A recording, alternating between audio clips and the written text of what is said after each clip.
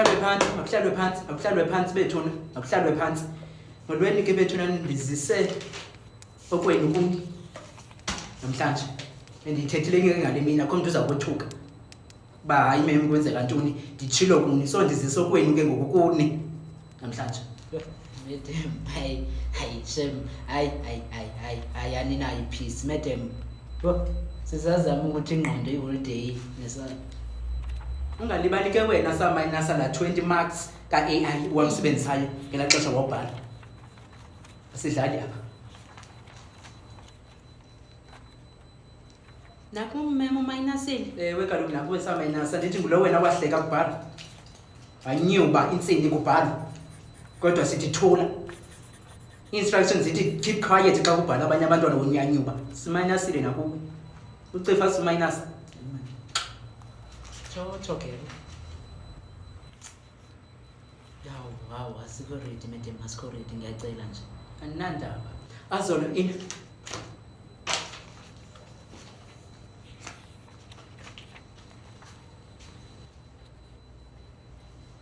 I-accounting. Ya practice kaloku i-accounting ayidlali tu. Ifuna upractice yona. Yo boy, hard man, hard is. Ya mara kuyahambeka. Sorry man, sorry. Sinesipho. Yo mem.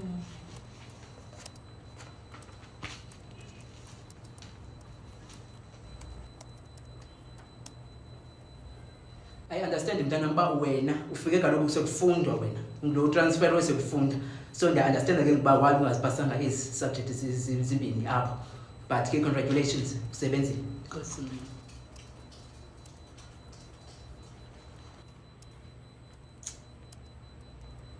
Specific Dlamini kunzima ku subject A1 kuwe kunzima ku subject A1 andazi bakwenzeka ntoni kufana kwami. Andazi ukuthembisa ukusiza andiyazi kwenzeka ntoni ngoku. Ungulo kaloku wena okay awa-attend apha u-attend uqamba iclass. Nithi kuthini le nto kubhanka nibhanka iclass nini. Andiyazi ke mntana mba iza kubeka phi loo nto.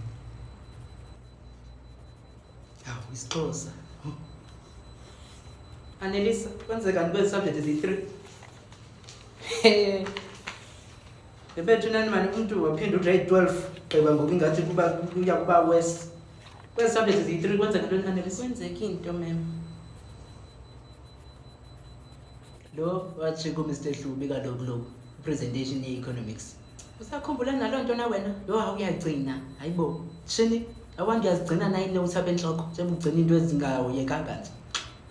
Yabamba yanelisa. Hayibo. Yabamba inotes andazibamba enhloko. Lilitha Nzongo accounting hayi English ebethu nani ayini kunzima apha.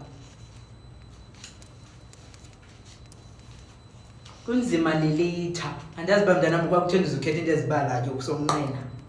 Usekunje awugezi mani. Awugezi kaloku umuntu ogeza befama uyageza lapha ezincwadini. Abe famous nalapha ezincwadini ngesigezo. Angagezi nje pha nalapha ezincwadini befama uyageza. Hayi ziyeki i-accounting madam ukusala i-LO. Madam hayi man uyayibona kuba 5 man Yo igoda ya ilulu sihamba ngo5 awusihamba ngo5 ndithi sihamba ngo5 awusihamba ngo5 yeke i-accounting ne-English. oko wavuyela le-LO. Ya madam ngicela unifakelele man phaka ku-accounting akazi ubhaqa no-principal man ngiyacela madam. Ayinokucinga kusevarsity apho kwazi ukucela 1% no 2% because sevarsity ke apha kanimele. Bakhona bethuna nabafumene o-level 7 ka-12C bakhona. Yes ma'am, yes siwutholile nathi 7.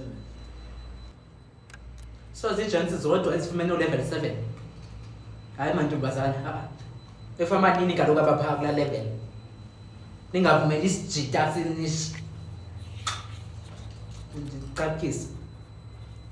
Okay nisebenzile bethuna. Akusalayo bakopile mem. Njengoba befumana level 7 nje bakopile. Bebengazomfumana if bebengakopanga. Sixoka uxokelani. O-level 6 bakhona bethuna? Ka-12C? Yes, ma'am. Bakhona level 6. Lucky nami nginayo ma'am level 6. Nyonyeji. Hayibo. Kulokwa ntoni nawe? Hayi man. Kwintoni intwana? Hello, ma'am. Beshe. Sufana uthi eshe akekho kuwe. Akekho. Shi. Hayi asihlekani apha siyakhuthazana. Siyakhuthazana. Asiyenzi into basihle komnye. Mamelani ke 12C mna ndincumile bethuna kwelami icala indlela enipase ngayo. Iyaveza uba hayi kuyatitshwa. Iyaveza uba hayi uMiss Jackie noMr Hlubi nezinye itishara ziyanyathela aba-12C kwaye abafundi bayaresponda bethunani xa bekhona 765 asithethi ke ngezinye eziko-4 3 2 1.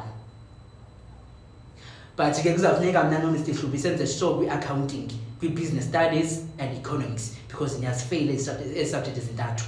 Hayi kunzima abantwana basekhaya, kunzima kakhulu. But ke ndiyavuya bethunani xa abantu bekwazi ukunyusa iklawusi, bekwazi ukuzimisela. Ndicela nenze sure ke naku-term 2 kaJuni because kunzima.